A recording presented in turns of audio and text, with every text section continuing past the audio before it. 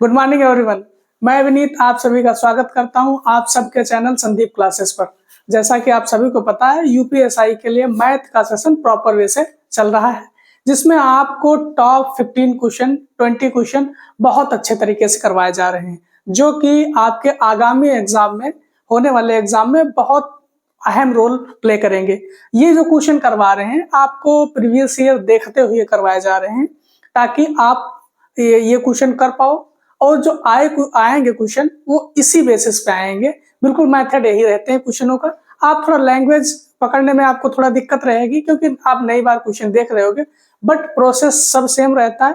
आप क्वेश्चनों को देखिएगा, पूरे के पूरे क्वेश्चन हमारी क्लास से जो हम करवा रहे हैं इससे मैच होंगे आपके, क्योंकि ये डेटा जो ये क्वेश्चन जो करवा रहे हैं प्रीवियस ईयर क्वेश्चन के बेस्ड पे ही हैं सारी चीजें। तो इस वजह से ये सेशन बहुत इंपॉर्टेंट आपके लिए हो जाता है। तो इस वजह से आप भी करिएगा, दोस्तों में शेयर भी करिएगा, ताकि वो भी इस चीज का लाभ उठा पाए, और चैनल को भी सब्सक्राइब करिएगा और अपने दोस्तों में भी करवाइएगा। स्टार्ट करते हैं आज का सेशन बहुत अच्छे तरीके से। देखते हैं पहले क्वेश्चन से, देखते हैं फर्स्ट क्वेश्चन से। पहला क्वेश्चन अपना क्या रहने वाला है? फर्स्ट क्वेश्चन है, कह रहा है ये इस 16 क्वेश्चन से स्टार्ट कर रहे हैं। इसके पहले वाला क्वेश्चन, इसके जो पहले 15 क्वेश्चन है पहले वाले सेशन में करवाए जा चुके हैं। 16वें नंबर से स्टार्ट कर रहे हैं, जब तक खत्म नहीं हो जाएगा तब तक ये सेशन चलने वाला है। ये प्रीवियस ईयर क्वेश्चन के तौर तरीके से बनाए गए क्वेश्चन है, बहुत अच्छे तरीके से। देखते हैं क्वेश्चन क्या कह रहा है। क्वेश्चन कह रहा है निम्नलिखित प्रश्नों का उत्तर देने के लिए दंड आरेख आंकड़ों का अध्ययन करें। 2006 से 2009 तक टी शर्ट बेचने वाली 3 अलग अलग कंपनियों की बिक्री दी गई है। 3 अलग अलग कंपनियों की बिक्री दी गई है। कब से कब? 2006 से 2009 तक दी गई है। ठीक है, अब देखिएगा,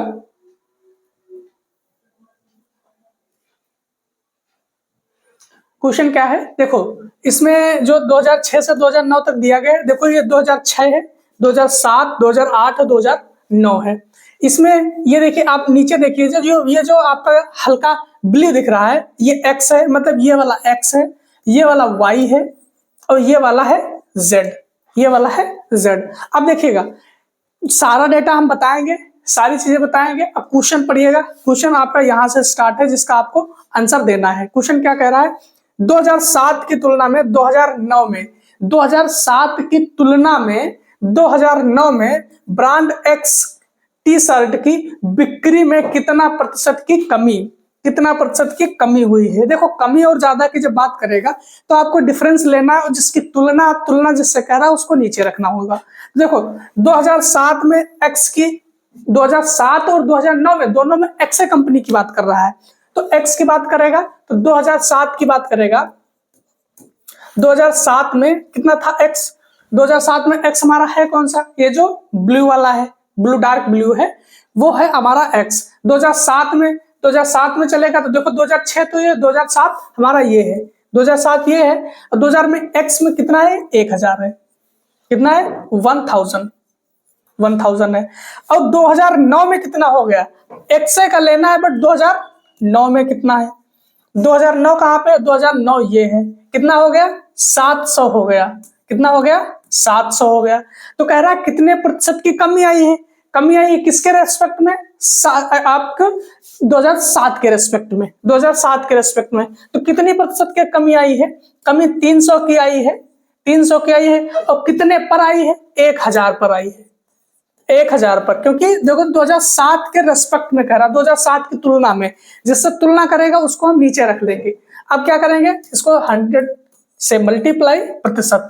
देखो, 2 0 से 2 0 ये कैंसिल हो गए, 1 0 से ये भी कैंसिल, तो 10 3 30, कितना?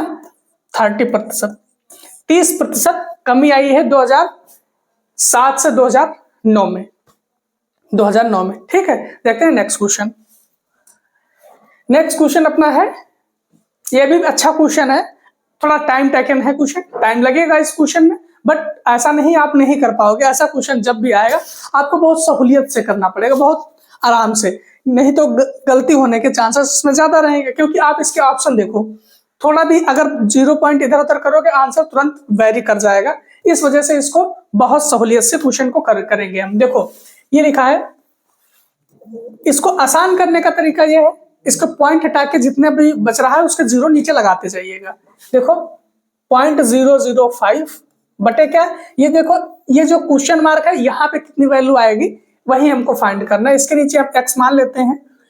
अब 0.003 बटे 0.03 माइनस ये कितना है 0.02 बटे 0.2.1 ये आएगा।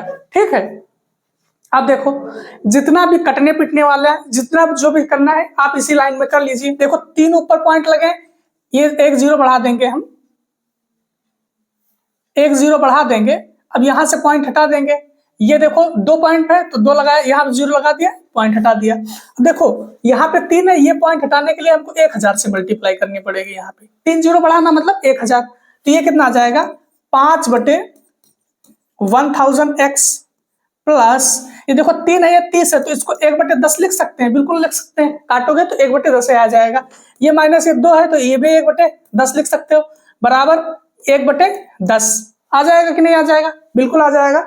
इसका भी अगर हम पॉइंट हटाएंगे तो कितना आएगा, नीचे 1 0 आ जाएगा, 1 0 आ जाएगा। देखो ये तो कट जाएगा अपना, ये कट जाएगा, कितना बचेगा 10 बचेगा, तो 5x 5 बटे 1000x बराबर 1/10 ये बचेगा कि नहीं बचेगा। अब देखो ये x उधर ले जाओ, बाकी 10 इधर ले आओ, अगर काटना चाहो तो 1 0 से 1 0 कैंसिल हो जाएगा, तो x बराबर कितना आ जाएगा 5/100 ये x इधर आ जाएगा। तो x की वैल्यू आप कितनी लिख सकते हो, यहाँ पर कितनी लिख सकते हो, देखो 2 0 है, पॉइंट के बाद पॉइंट के पीछे से कितना लगेगा, दो अंकों के बाद पॉइंट लगा दो, पीछे से 2 अंकों के बाद पॉइंट, ये आ जाएगा आपका, ये आएगा आपका x की वैल्यू। पॉइंट के बाद 2 अंक के बाद पॉइंट 2 अंक के बाद लगाना है, तो आंसर आपका कौन सा सही होगा, आंसर बी करेक्ट हो जाएगा। ठीक है, देखते हैं नेक्स्ट क्वेश्चन।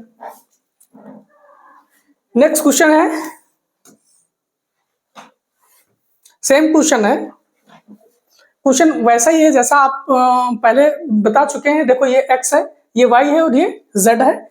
2006, 2007, 2008, 2009 है, क्योंकि यूपीएसआई में होता क्या है, क्वेश्चनों का जैसे ग्राफ से पूछेगा तो 2 क्वेश्चन या 3 क्वेश्चन, 2 क्वेश्चन तो जरूर पूछेगा, या फिर अगर सर्कल वाले से पूछेगा जैसे 10 डिग्री इतना, 20 डिग्री इतना, 30 इतना, तो वो भी आपका लगभग 2 क्वेश्चन पूछेगा ही पूछेगा।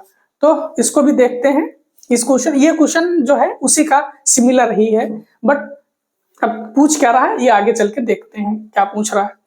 क्वेश्चन देखो क्या है, क्वेश्चन कह रहा है, ब्रांड एक्स टी शर्ट की कुल बिक्री के आधे, क्योंकि देखो यूपीएसआई का पेपर जो रहता है थोड़ा लेंदी, ऑफलाइन एग्जाम रहेगा आपका तो लेंदी तो रहेगा, और मैथ का थोड़ा कैलकुलेटिव रहता है, मैथ ही कैलकुलेटिव रहती, बाकी चीजें तो आसान ही है, रीजनिंग भी थोड़ा आसान ही आती है, बाकी चीजें जीएसजी के रहेगा तो थोड़ा टिक मारो और आगे बढ़ो, टिक मारो आगे बढ़ो। तो अमूल विधि उसमें भी ऐसा है, अगर आता है तब तो ठीक है, अदरवाइज आगे बढ़ो। तो इस वजह से मैथ का पेपर थोड़ा कैलकुलेटिव बनाता है, तो आपको उस हिसाब से प्रिपेयर भी करना है अपने आप को कि हम कैलकुलेशन वहां पे फेस करनी पड़ेगी। ठीक है, देखो क्या है, ब्रांड एक्स की एक्स टी शर्ट की कुल बिक्री के आधा, कुल बिक्री मतलब जितने साल में है सारे सालों का एक्स का आधा, और ब्रांड जेड टी शर्ट की कुल बिक्री के बीच का अंतर क्या है।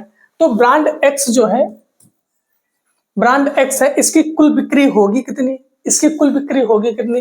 देखो ब्रांड एक्स ये है, एक्स ये है, और एक्स ये भी है, और एक्स ये भी है। ठीक है, ये एक्स वाले हैं, तो इसमें देखो 980 है, 980 है, फिर कितना है 1000 है, फिर कितना है 1080 है, फिर कितना है 700 है। अब इनको जोड़ोगे तो 0 आ जाएगा, 8 दूनी 16, 6 आ जाएगा, 1 बचेगा, 9 7 16 1 17 आ जाएगा, 7 आ जाएगा, 1 बचेगा, 1 1 2 1 3, 3760 आ जाएगा। तो 3760 आ जाएगा। एक लाइन इसने लिखी है, ब्रांड एक्स टी शर्ट की कुल बिक्री के आधे, कुल बिक्री के आधे, तो यहीं पे हम आधा कर लेते हैं, यहीं पे आधा कर लेते हैं। तो यहीं पे आधा कर लेंगे तो कितना आ जाएगा, 2 एक कम 2, 2 अठी 16, 2 अठी 16 और 0 कितना आ जाएगा, 1880 आ जाएगा, 1880 आ जाएगा। अब ब्रांड जेड की बात करते हैं। ब्रांड जेड टी शर्ट की कुल बिक्री, ब्रांड जेड की बात करेंगे, ब्रांड जेड ये आ गया, ब्रांड जेड ये आ गया। अब जेड है कहाँ पे, देखो ब्रांड जेड कौन सा, ये हल्का जो लाइट येलो है, ये है आपका लाइट येलो। देखो ब्रांड जेड ये है, ये ब्रांड जेड है, यहाँ पे ये है और यहाँ पे ये है। देखो इसकी वैल्यू कितनी कितनी है, ये 670 है, 670 है, फिर कितना है 780 है, फिर कितना है 860 है, फिर कितना है 1020 है, 1020 है। इनको जोड़ोगे ये 0 आ जाएगा, फिर 8 6 14, 14 2 16, 16 और 7 कितना हो जाएगा 23, 23 के 3 2 बचेगा। अब देखो फिर जोड़ो 6 6 7 6 13, 13 8, 13 8 21, 21 2 23, फिर 2 बचेगा और 1 और 2 3, तो कितना आया 3330 आया। अब इसके बीच में डिफरेंस निकालना है, तो हमको डिफरेंस किससे निकालना है, इससे डिफरेंस निकालना है जो आधा करवाया था उसने।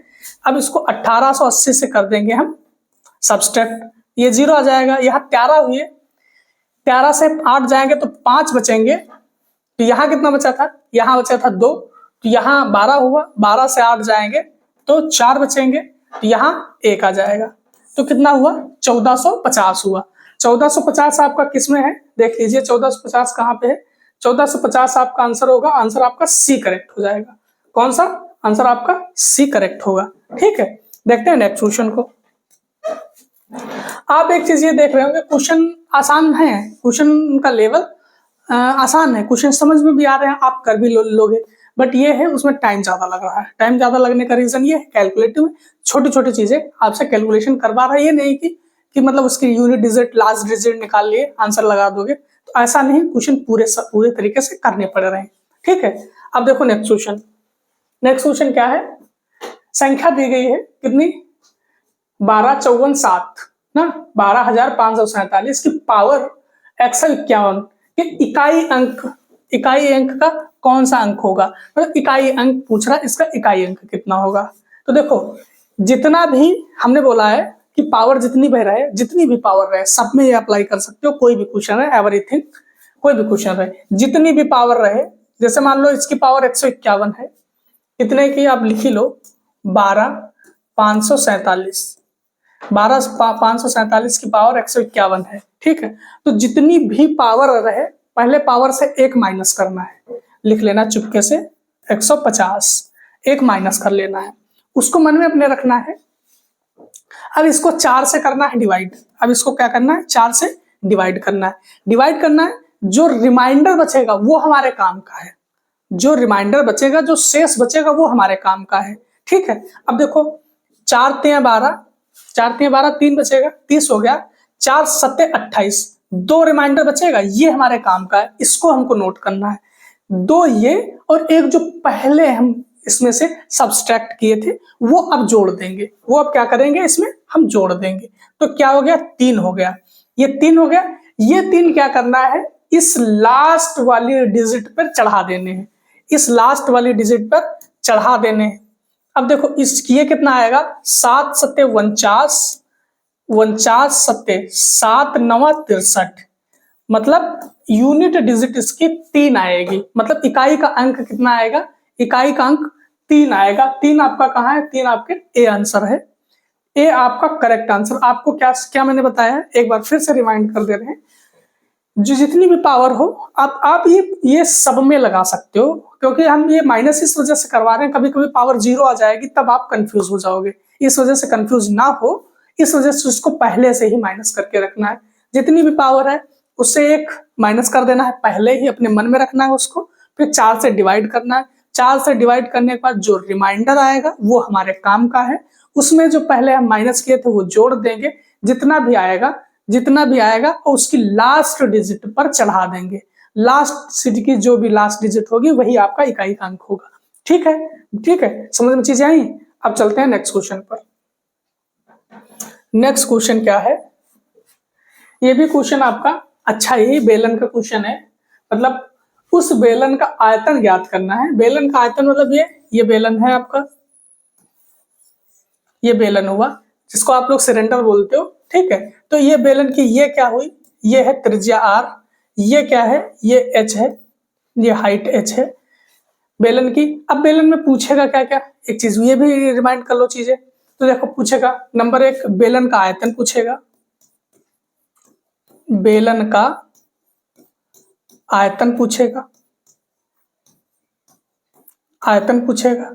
तो बेलन का आयतन लिखोगे कितना, pi r square, pi r square h, pi r square h. अब देखो पूछेगा बेलन का पृष्ठीय क्षेत्रफल, बेलन का पृष्ठीय क्षेत्रफल। देखो पृष्ठीय क्षेत्रफल मतलब उसका कहने का मतलब है कि ये वाला पोर्शन, कौन सा पोर्शन, ये वाला पोर्शन, ये वाला पोर्शन कहने का मतलब उसका ये वाला पोर्शन, ये वाला पोर्शन।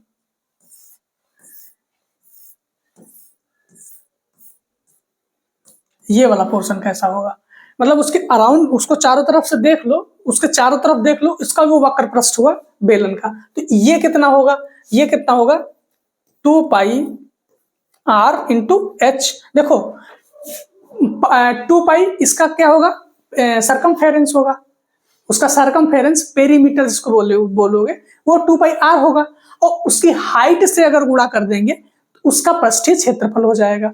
अब इसके बाद में क्या पूछ सकता है, इसके बाद में क्या पूछेगा, इसके बाद में पूछेगा आपका बेलन का संपूर्ण पृष्ठ भी पूछेगा। क्या पूछेगा, बेलन का संपूर्ण पृष्ठ, संपूर्ण पृष्ठ भी पूछेगा।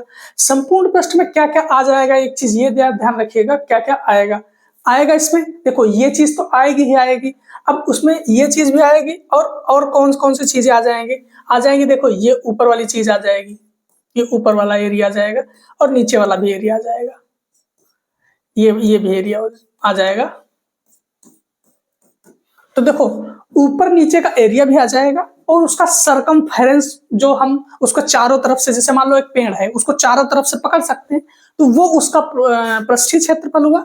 और इसका जो संपूर्ण पृष्ठ, उसके ऊपर और नीचे का भी क्षेत्रफल होगा, वो उसको जोड़ देंगे तो उसका पूरा संपूर्ण पृष्ठीय क्षेत्रफल हो जाएगा। देखो इसका 2 पाई आर एच तो आएगा ही आएगा, आएगा ही आएगा।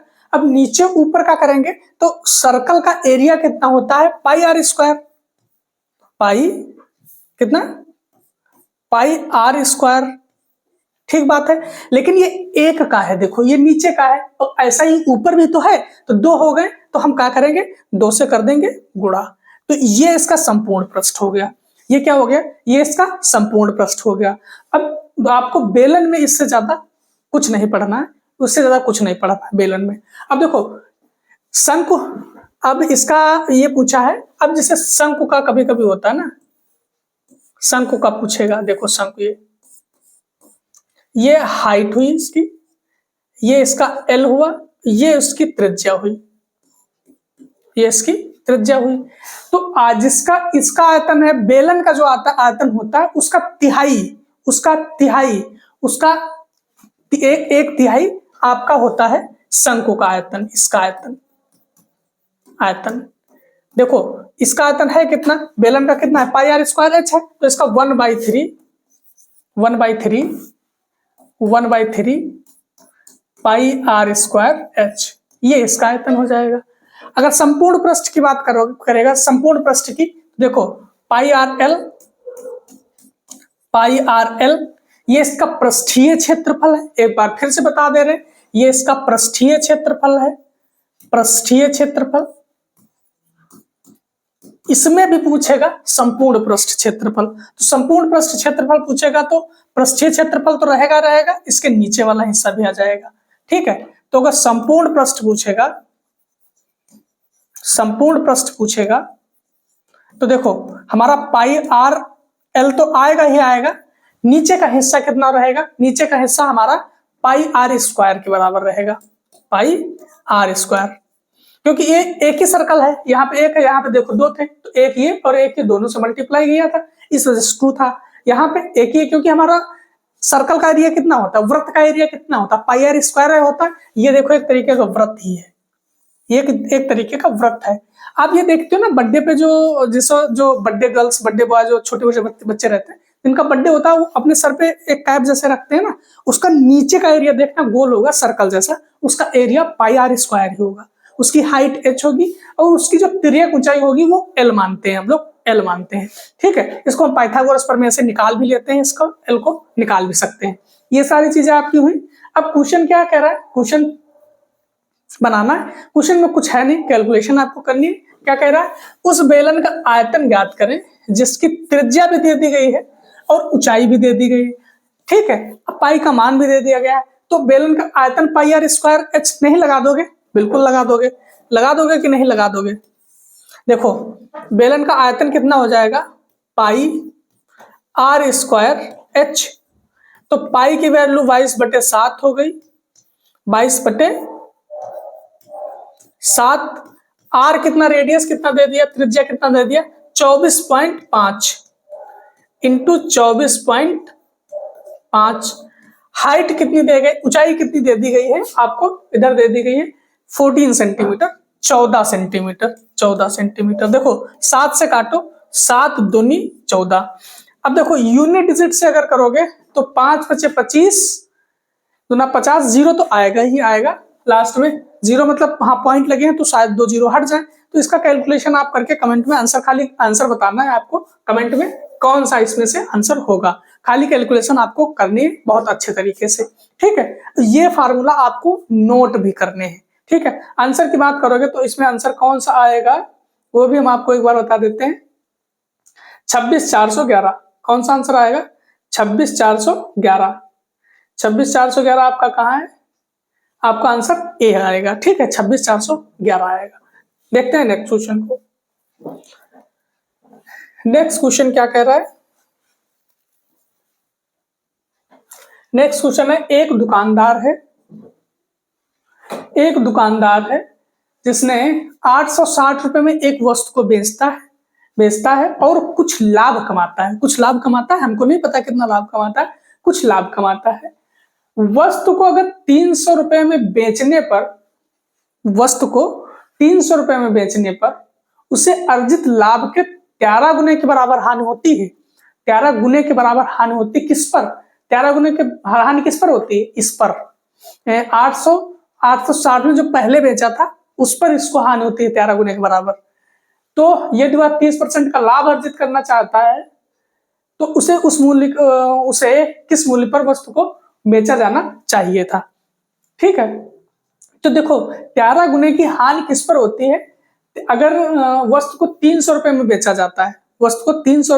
जाता है, और हानि हो रही है, तो देखो इसको हानि जब भी होगी तो आप कैसे लिखोगे, CP - 300। ये हानि का है, हानि कब होगी, जब CP से हम SP घटाएंगे तब हानि होगी। अब ये किसके बराबर हो रही है, जब हम 860 में बेच रहे थे तब क्या हो रहा, तब ये एक दुकान को 860 पे बेचता है और कुछ लाभ, यहाँ पे लाभ कमा रहा है, तो हम 800 क्या करेंगे, 860 - CP करेंगे, ये 13 गुने की बराबर है। आप ये कह भी रहा है क्वेश्चन में, ये भी कह भी रहा है, ये क्या है, ये 13 गुने के बराबर है। बस ये क्वेश्चन आपको समझ में आई है कि नहीं आई है, अगर ये नहीं समझ में आई एक बार क्वेश्चन फिर से पढ़िए, 2 बार पढ़िए, 4 बार पढ़िए, जब तक समझ में आए तब तक आप पढ़िए। अगर 3-4 बार पढ़ लेंगे अपने आप ये पता चल जाएगा कि क्वेश्चन कह क्या रहा है। ये देखो ये CP - SB इस वजह से कहा, देखो ये हानि कह रहा है, ये क्या कह रहा है, हानि कह रहा है। ये देखो कह रहा है लाभ कह रहा है, कुछ लाभ कमाता है, ये देखो कुछ लाभ कमाता है, ये लाभ कह रहा है, बट उसने कंडीशन ये कह दी कि अगर वस्तु को 300 रुपए में बेचा जाता है तो अर्जित लाभ मतलब ये वाला अर्जित लाभ के 13 गुने के बराबर हानि होती है, लाभ के 13 गुने के बराबर हानि होती है। तो लाभ के 13 गुने के बराबर हानि होगी, मतलब लाभ, ये पूरा लाभ है, समझो ये पूरा लाभ हुआ, इसके 13 गुने के बराबर, इसके 13 गुने के बराबर ये हानि हो रही है। देखो ये हानि हो रही है। चीजें समझ में आई कि लाभ के 300 रुपए में बेचने पर अर्जित लाभ के 13 गुने के बराबर हानि होती। ये लाइन बहुत इंपॉर्टेंट है, आप बिल्कुल अगर ये समझ रहे हो बहुत अच्छी बात है। अब क्या रह गया, इसमें कैलकुलेशन करनी। देखो 13 को अंदर अगर करेंगे तो 13 इंटू 860, 13 CP बराबर CP माइनस 300। अब करना है, इसको गुणा करना है। तो 13 जीरो 78 के 8, 7 बचे, और 13 8 104, 104 और 7 111, 111 3 बार 1 1 1। अब क्या करना है, ये माइनस का इधर आ जाएगा, प्लस का 300 हो जाएगा, ये माइनस का इधर जाएगा, प्लस का हो जाएगा। तो CP पहले से था, CP पहले से था, प्लस के 13 CP। ठीक है, अब देखो इसमें जोड़ोगे तो कितना हो जाएगा, 0 आएगा ही आएगा, 8 आएगा ही आएगा, और 3 और 1 4 आएगा। ठीक है, फिर कितना आ जाएगा, 3 1 4, 1 एंड 1। ठीक है, 1 एंड 1 इधर जोड़ोगे, ये कितना आएगा, ये 14 CP, 14 CP आ जाएगा। अब CP हमको अगर कास्ट प्राइस निकल आएगा, सारी चीजें हम कास्ट प्राइस से निकाल सकते हैं। तो कास्ट प्राइस हमारा निकल आएगा, तो CP अगर हम 14 इसको नीचे ले आएंगे, 14 इसको नीचे ले आएंगे, तो समझो क्या बचेगा, ये CP की वैल्यू निकाल लोगे, बिल्कुल निकाल लोगे। अब 14 से करो, 14 8 112, 14 9 126, 14 8 112 हुआ, तो 8 बार में कट गया, 2 बच जाएगा, तो 2 उधर आ जाएगा, तो ये कितना 28 हुआ, 28, तो 14 दूनी 28 और 0 बच जाएगा। तो CP की वैल्यू आ कितनी जाएगी, तो CP की वैल्यू कितनी आ जाएगी, 820 आ जाएगी। देखिएगा यहाँ CP की वैल्यू कितनी आ जाएगी, CP की वैल्यू 820 आ जाएगी। मतलब उसकी कास्ट प्राइस ही 820 रुपया है, उस जो 860 में बेचा जा रहा था, तो तभी तो उसको लाभ हो रहा था, कितने 40 रुपए का लाभ हो रहा था। ठीक है, अब वो 300 में बेची जा रही, तो 13 गुने के बराबर हानि होएगी, चाहे आप इसको अब जब कास्ट प्राइस निकाल लियो, सारी चीजें देख लेना, 13 गुने के बराबर हानि होगी। ठीक है, अब देखो ये कह रहा है यदि 30% लाभ अर्जित करना है, इस पे हमको क्या करना है, 30% लाभ अर्जित करना है, तो उसको किस मूल्य पर बेचा जाना चाहिए था। देखो अब हमको ये वैल्यू मान लो हमको 100% की थी, ये 100% की वैल्यू पता है। ठीक है, हम कास्ट प्राइस 100% के बराबर मानते हैं, हमको 30% का लाभ चाहिए था। 30%, तो क्या हमको 130 की वैल्यू नहीं चाहिए रहेगी, बिल्कुल 130 की वैल्यू चाहिए रहेगी। अब हम क्या करेंगे, 820 को क्या करेंगे, 130/100 लिख लेंगे। देखो 0 से 0 0 कैंसिल हो गया, अब कर देंगे गुणा, 13 दूनी 26 और 13 8 104 और 106, कितना रुपया, 1066 रुपए की वो बेची जाएगी वस्तु, जो 820 रुपए की है। तो हमको 30% का लाभ होगा, 30% का लाभ होगा। 1066 आपके ऑप्शन डी में दिया गया है। ठीक है, देखते हैं नेक्स्ट क्वेश्चन को। नेक्स्ट क्वेश्चन क्या कह रहा है अपना, ये भी क्वेश्चन आपका बहुत अच्छा है, समझने वाली चीजें हैं आप इसमें भी। क्वेश्चन क्या कह रहा है, उन सभी 3 अंकों की संख्याओं का योगफल ज्ञात करें। उन सभी 3 अंकों की संख्याओं का योगफल ज्ञात करें जिन्हें 5 से विभाजित करने पर शेषफल 4 प्राप्त होता है। उन सभी 3 अंकों की संख्याओं का योगफल ज्ञात करना है। देखो हमारी सबसे छोटी अगर संख्या 3 अंकों की पूछोगे तो कितना रहेगा, 100 रहेगा। अगर 100 से नीचे तो कोई हो नहीं सकता, फिर 99 हो जाएगा, तो ये 2 अंकों की हो जाएगी, तो ये होगी नहीं। तो कितनी सबसे छोटी 3 अंक की संख्या कौन सी होगी, 100 होगी। अगर सबसे बड़ी की बात करेंगे कि सबसे बड़ी 3 अंक की संख्या कौन सी होगी, तो वो कौन सी होगी, 999 होगी। ठीक है, अगर देखो इसके ऊपर जाओगे तो 1000 हो जाएगा, ये 4 अंक हो गए। देखो तो ये हमको तो 3 अंक की लेके निकालनी है, तो हम कितनी चाहिए रहेगी, 3 अंक की सबसे बड़ी संख्या 999 होगी। अब कंडीशन ये कह रहा है क्वेश्चन, उन 3 अंकों की संख्याओं का योगफल ज्ञात करें जिन्हें 5 से विभाजित करने पर शेषफल 4 आता हो। तो देखो, हम अगर 100 को डिवाइड करेंगे, 100 को अगर 5 से डिवाइड करेंगे तो पूरी तरीके से डिवाइड हो जाएगा, कोई रिमाइंडर बचेगा नहीं। तो इसके मतलब 4 शेषफल लाना है, तो इसमें क्या हमको 4 नहीं जोड़ना पड़ेगा, 4 नहीं जोड़ना पड़ेगा, जोड़ना पड़ेगा कि नहीं, 4 जोड़ना पड़ेगा। अगर हम 5 अब से करते हैं तो इसमें 4 देखो शेषफल बच रहा है, 4 शेष बच रहा है। तो इसके मतलब 4 अंकों की सबसे छोटी संख्या जो 3 अंकों की सबसे छोटी संख्या जो 4 शेषफल बचाए 5 से डिवाइड होने के बाद में, तो क्या 104 नहीं होगी? तो क्या 104 नहीं होगी? क्या 104 नहीं होगी? बिल्कुल होगी। मतलब 3 अंकों की संख्या जो 5 से डिवाइड करने पर 4 शेषफल देगी, वो सबसे छोटी संख्या 104 होगी। ये तो निर्धारित हो गया। अब हमको बड़ी संख्या निर्धारित करनी है, कौन सी होगी, क्योंकि हमको ये पता है बड़ी संख्या ये है, बट 5 से डिवाइड करने पर 4 शेषफल देगी कि नहीं देगी, ये हमको निर्धारित करना है। तो देखो निर्धारित कर लो, 9 9 9, इसको 5 से करो डिवाइड। देखो 5 एकम 5, ठीक है, 4 बचेगा, 49 हुआ, 5 9 45, 4 हुआ, 49 हुआ, तो 5 9 45 और 4 49। इसके मतलब ये जो 999 है ये 5 से डिविजिबल है और 4 शेषफल भी दे रहा है। 4 शेष भी यहाँ देखो बच रहे हैं, 4 शेष भी बच रहे हैं, 4 शेष भी बच रहे हैं। तो इसके मतलब ये तो परफेक्ट है, ये तो परफेक्ट है। तो अब निकाल लो, अब निकाल लो। अब देखो कैसे निकालोगे, ये तो एपी भी हो जाएगी, और एक तरीका जो हम बताते हैं वो भी आपको इंप्लीमेंट करना है। कैसे? देखो लास्ट जो दिया गया 999 प्लस माइनस, इनका डिफरेंस लेना है 104, डिवाइड में क्या करना है, इनके डिफरेंस करना है। इनका डिफरेंस जो जितने जितने का रहे, देखो डिफरेंस कितने का रहेगा आप ये बताओ। डिफरेंस जितनी से डिवाइड हो रहा है उतने रहता है। डिवाइड कितने से हो रहा है, 5 से हो रहा है, प्लस में 1 करना है, ठीक है। ये n नंबर निकल के आएंगे कि कितनी कितनी संख्याएं हैं। तो करोगे आप इसको सब्सट्रैक्ट करोगे, कितना आएगा, देखो 9 से 4 जाएगा 5 आएगा, 9 आ जाएगा, 8 आ जाएगा, 5 यहाँ पे आ जाएगा, प्लस 1। देखो 5 से करोगे, 5 एकम 5, 3 आ जाएगा, 5 सत्ते 35, 4 आ जाएगा, 5 9 45, प्लस 1 कितना आ जाएगा, 180।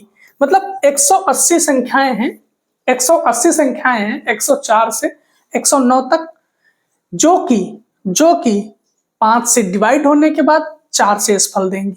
अब क्या करना है, हमको योग निकालना है। तो योग के लिए क्या करना पड़ता है, हमको योग के लिए क्या करना पड़ता है, दोनों संख्याओं का आप योग लेना है और बाई 2 करना है। दोनों संख्याओं का मतलब लास्ट और पहली, 999 प्लस 104 डिवाइड बाई 2, गुणे में n निकालना, जो हमने n नंबर संख्याएं निकाली हैं वो कर देंगे। कितनी है, 180 है। अब ये जोड़ोगे कितना आ जाएगा, देखो 4 9 4 11, 9 1 10 और 1 11 का 1, ठीक है, 11 का 1, फिर कितना बचेगा, 9 और 1 10 और 1 11, ये कितना आ जाएगा, 90 आ जाएगा। 9 3 27, 7 लास्ट में तो सब में है, देखो 7 लास्ट में सब में आपको गुणा करनी पड़ेगी। देखो 9 3 27, 9 कम 9 2 11, 9 कम 9 और 1 10, 0 7 किस में है, किसी में नहीं है। जोड़े सही है कि नहीं, जोड़ एक बार देख लो। 9 9 4 11 का 3, 1 बचेगा, 9 1 10, 9 1 10 का 0, 10 का 0 और 9 1 10, 1 11, 1103 डिवाइड बाई 2 करोगे तो ये कितना जाएगा, गुणे 90, 9 3 27, 27 के 7, 2 बचेगा, 9 एकम 9 और 9 एकम 9 और ये 0 कितना आया 99270 है कौन सा 99270 आपका ऑप्शन बी करेक्ट होगा। ये तरीका आप अपनाइएगा, ये तरीका बेस्ट तरीका है, अच्छा तरीका है। आप एपी लगाओगे, एपी से क्वेश्चन ये हो जाएगा, बट एपी लगाने की जरूरत नहीं, आप ये मेथड सीखोगे सब में लगाओगे, पूरा नंबर सिस्टम में जहां भी ऐसा क्वेश्चन आए उसमें कितनी संख्याएं हैं, कितना योग है, सब निकाल सकते हो। ठीक है, देखते हैं नेक्स्ट क्वेश्चन को। एक क्वेश्चन है, नेक्स्ट क्वेश्चन आपका ये भी अच्छा क्वेश्चन है। इसमें कॉन्सेप्ट ये है आपका कि क्वेश्चन कह रहा जब एक धनात्मक संख्या n को 13 से विभाजित किया जाता है, 13 से विभाजित किया जाता है तो शेषफल कितना 3 बच रहा है। तब शेषफल कितना बचता है 3 बचता है। जब किसी संख्या को हम 13 से डिवाइड कर रहे हैं तो शेषफल कितना बच रहा है 3 बच रहा है। ठीक है, अगर हम 7n से करें, 7n से, तो देखो जितने से नंबर को गुणा करेंगे हम शेष को ही उतने से गुणा कर देंगे। शेष को अब 3 शेष बच रहा था, इसी को हम 7 से कर देंगे तो 21 होगा। अब इसको अगर हम 13 से करेंगे, अब जो शेष बचेगा वही नंबर में बचेगा, सिंपल सी बात है। इसको हम अगर 13 से करेंगे तो 13 एकम 13 और 8 शेष बचना चाहिए। इसका 8 शेष, आपका आंसर कितना हो जाएगा, ऑप्शन ए करेक्ट हो जाएगा। ठीक है, देखते हैं नेक्स्ट क्वेश्चन को। नेक्स्ट क्वेश्चन है आपका, ये भी क्वेश्चन है, ये क्वेश्चन भी अच्छा है। 2 पात्रों में 31 लीटर और 43 लीटर की मात्रा में क्रमशः, देखो 2 पात्र हैं जिसमें एक में 31 लीटर है और एक में क्या है, एक में आपका 43 लीटर है। 2 पात्र 31 लीटर और 43 लीटर की मात्राओं का क्रमशः 15:16 और 26:17 के अनुपात में दूध और पानी है। मतलब ये मिल्क है, ये वाटर है, इसमें ये मिल्क है और ये वाटर है। ठीक है, इसमें जो ये पात्र है 31 लीटर का, उसमें मिल्क और दूध का ये रेशियो है। दूसरा पात्र है, उसमें मिल्क और दूध का ये रेशियो है। फिर आगे क्या कह रहा है, दूध और पानी का घोल है, घोल को एक दूसरे के साथ मिलाया जाता है। मतलब क्या किया जा रहा है, इनको एक दूसरे को मिलाकर एक बड़े पात्र में कर दिया जा रहा है, मिलाया जाता है। तो 1:1 के अनुपात में परिणामी घोल बनाने के लिए अंतरिम घोल में कितना पानी मिलाना चाहिए। मतलब इसमें जो मिल्क और वाटर का रेशियो हो 1:1 का आना चाहिए, 1:1 का आना चाहिए। अब दरअसल करना क्या पड़ेगा आपको, इनकी मात्रा पहले निकालो, पहले मात्रा निकालो लो। पहले क्या है, इनकी मात्रा निकालो।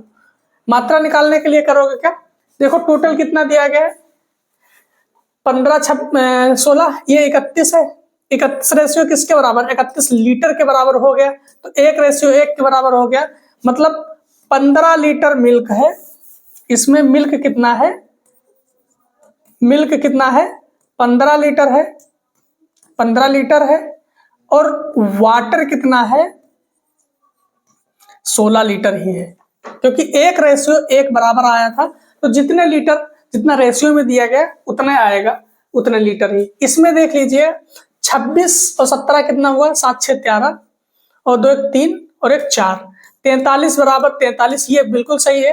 तो ये 1:1 के बराबर आ जाएगा। इसमें भी आपका मिल्क 26 लीटर ही होगा और वाटर 17 लीटर ही होगा। अब देखो एक चीज ये बताओ, अब जब एक बड़े पात्र में डालेंगे तो मिल्क के साथ में ऐड होगा, वाटर के साथ में ऐड होगा। तो देखो 15 और 26 कितना हो जाएगा, 15 26 कितना हो जाएगा, 15 प्लस 26 और 16 और 17, 16 प्लस 17, ये कितना हो जाएगा 6 5 11 और 2 1 3 1 4। ये कितना हो जाएगा, ये देखो मिल्क है और ये वाटर है, तो 7 6 13, एक बचेगा 2 और 3। देखो ये रेशियो कितना है, ये 41 रेशियो 33 हो रहा है। बट ये कह रहा है हमको रेशियो चाहिए 1:1।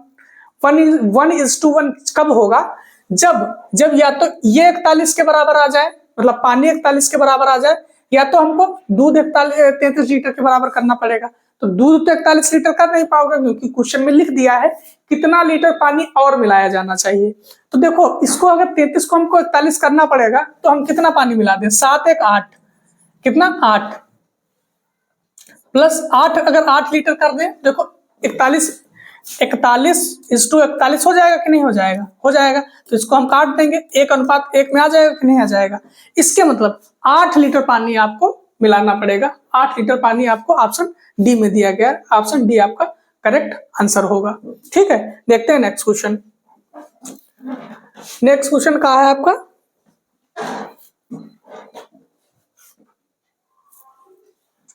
नेक्स्ट क्वेश्चन ये है आपका, क्या कह रहा है, एक बॉक्स में 50 पैसे, 1 रुपए, 2 रुपए के मूल्य वर्गों के सिक्के हैं कि कितने कितने, 50 पैसे, 1 रुपया और 2 रुपए के मूल्य वर्गों के सिक्के हैं, जिनका कुल मूल्य 315 रुपया है। सभी मूल्य वर्गों के सिक्कों की संख्या समान है। बॉक्स के 50 पैसों की सिक्कों की संख्या कितनी है, आपको ये बताना है। देखो अब क्या करना है आपको, 50 पैसे को कैसे लिखते हो, 1/2, 1 रुपया है, फिर 2 रुपया है। क्या कह रहा है, सबकी सिक्कों की संख्या समान है, मतलब इसका भी अनुपात 1 है, इसका भी 1 है, इसका भी 1 है। अगर 1 है तो हम इसको x से गुणा भी कर सकते हैं। देखो अगर अनुपात को उसके रुपयों से गुणा कर दें तो टोटल अमाउंट के बराबर हम पहुंच जाएंगे कि नहीं पहुंच जाएंगे, सर श्योर पहुंच जाएंगे। देखो ये कितना हो जाएगा, ये x/2 हो जाएगा, प्लस x हो जाएगा, प्लस 2x हो जाएगा। अगर सबको जोड़ दिए हैं तो ये 315 के बराबर आ जाएगा कि नहीं, इसको मंथन करके सोच के बताइएगा। अब बिल्कुल आ जाएगा, तभी मैंने लिखा है। अब देखो ये कितना हो जाएगा, x/2 प्लस के 3x, 315। ये कितना बचेगा, 2 3 6x, 7x, 7x/2, 315। तो x के बराबर कितना आ जाएगा, x बराबर कितना आ जाएगा, 315 गुणे 2/7। देखो 7 चक्कू 28, कितना बचेगा, 7 चक्कू 28, 3 बचेगा, 7 5 35। तो x की वैल्यू कितना आ जाएगी, x की वैल्यू कितनी, 90 आ जाएगी, कितनी, 90 आ जाएगी। अब देखो 90 इसके भी है नंबर, ये भी 90 है और ये भी 90 है, सब 90 है। एक आदमी 50 पैसे के भी सिक्के 90 हैं, और अच्छा 50 पैसे के सिक्के, सिक्कों की संख्या नहीं, रुपया पूछ रहा है, सिक्कों का कुल मूल्य पूछ रहा है। कुल मूल्य कितने के, 50 पैसे के, 50 पैसे के सिक्कों के मूल्य। देखो सिक्के हैं कितने, 50 पैसे के 90 हैं, 1 रुपए के भी 90 हैं और 2 रुपए के भी 90 हैं। अब मूल्य उसका पूछ रहा है 50 पैसों के, तो अगर 90 सिक्के हैं, अगर सिक्के 90 हैं 50 पैसे के, तो हमको पता है कि ये क्या लिखा है, 1/2 लिखा है। 1/2 के बराबर होता है आधा, तो उसके आधे रुपए होंगे, उसके आधे रुपए होंगे, तो कितना हो जाएगा, 45 रुपया होंगे। वो कितना होंगे, 45 रुपया होंगे। तो ऑप्शन कौन सा आपका, ऑप्शन बी करेक्ट हो जाएगा। ठीक है, देखते हैं नेक्स्ट क्वेश्चन। नेक्स्ट क्वेश्चन क्या कह रहा है अपना, नेक्स्ट क्वेश्चन कह रहा है, मनो, नरेश, गणेश एक साझेदारी शुरू करते हैं। मनो, नरेश, गणेश एक साझेदारी शुरू करते हैं। मनो पूरी पूंजी का 1/3 योगदान करता है, 1/3 योगदान करता है, जबकि नरेश उतना ही योगदान करता है जितना कि मनो और गणेश मिलकर योगदान करते हैं। यदि वर्ष के अंत में लाभ 99,000 है तो गणेश कितना प्राप्त होगा, गणेश को कितना प्राप्त होगा। तो कौन कौन है, मनो है, फिर और कौन है, नरेश है, फिर कौन है, फिर गणेश है, गणेश है। अब देखो इसमें क्या कह रहा है, कह रहा है ये एक साझेदारी से एक धंधा शुरू करते हैं, एक व्यापार शुरू करते हैं, जो कि अलग अलग पूंजी लगाते हैं। तो इनकी पूंजी कह रहा है 1/3, 1/3। तो 1/3 से हमको याद आया, इनको हम मान लेते हैं इनकी 12 पूंजी इन्होंने लगाई है, ऐसा मान लेते हैं। आप 3 का मल्टीपल कोई भी मान सकते हो, 3 छोड़ के 6 मानो, 9 मानो, 12 मान लो। तो ऐसा नंबर मानना है कि थोड़ा राउंड ऑफ करने में चीजें सही हो। तो 12 मान लेते हैं। तो क्या करता है, मनो पूंजी का 1/3 अगर लगाएगा, 1/3 लगाएगा मनो, तो कितना लगा देगा, 4 लगा देगा। 3 चौको 12, 4 मनो ने लगा दिया। बच कितना गया, 8 बच गया है।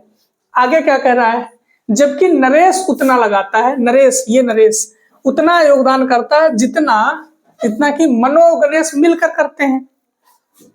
मनो और गणेश मिलकर कितना करते हैं, उतना वो अकेले करता है। 8 बचा है। 8 में अगर मान लो गणेश ने 2 लगा दिए, तो 4 और 2 6, नरेश 6 अकेले कर देगा। सिंपल सी बात है, 6 अकेले कर देगा।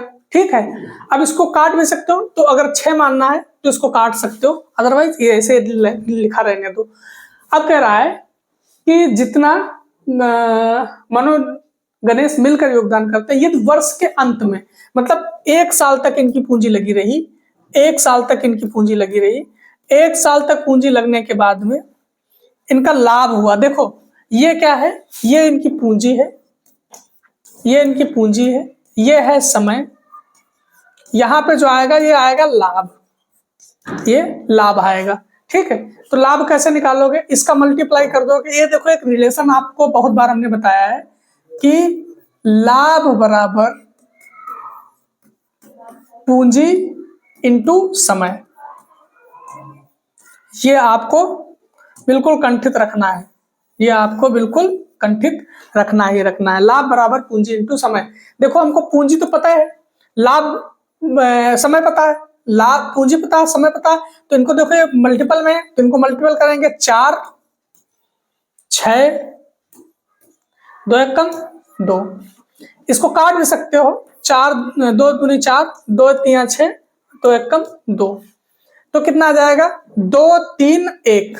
तो 2 3 1, 2 3 5 1, 6 की वैल्यू कितनी दे दिया है, 6 की वैल्यू कितनी दे दिया है आपको, 6 की वैल्यू कितनी दे दिया है, 6 की वैल्यू दे दिया है 99,000, 99,000। तो 1 की वैल्यू कितनी आ जाएगी, 1 की वैल्यू आ जाएगी 99,000 बटे 6। ठीक है, हमको गणेश की पूछ रहा है, गणेश है कहाँ, गणेश देखो लास्ट में है, मतलब उनका लाभ क्या है, उनका लाभ 1 रेशियो है। मतलब हम किसी की वैल्यू निकाल दें वो इनके बराबर हो जाएगा। देखो 6 कम 6, 3 बचेगा, 39 हुआ, 6 छरंग 36, तो 16 करके होगा, 16 मतलब ऑप्शन आपका सी करेक्ट हो जाएगा। 6 छरंग 36, 3 बचेगा, 6 पंच 33 और डबल 0। ये आपका गणेश का लाभ होगा 16,500। ठीक है, तो कैसा लगा है आज का सेशन अच्छा लगा है तो लाइक जरूर करिएगा, दोस्तों में भी ज्यादा से ज्यादा शेयर करिएगा, और कमेंट में जो चीजें नहीं समझ में आ रही है और जो चीजें जैसी करनी, जैसा आप चाहते हो कमेंट में बताते रहिएगा, हम आपके अकॉर्डिंग वैसा करते रहेंगे। ठीक है, और प्लीज आप चैनल को सब्सक्राइब करते रहिए और दोस्तों में ज्यादा से ज्यादा शेयर भी करते रहिएगा। थैंक यू, बहुत बहुत आपका आभार।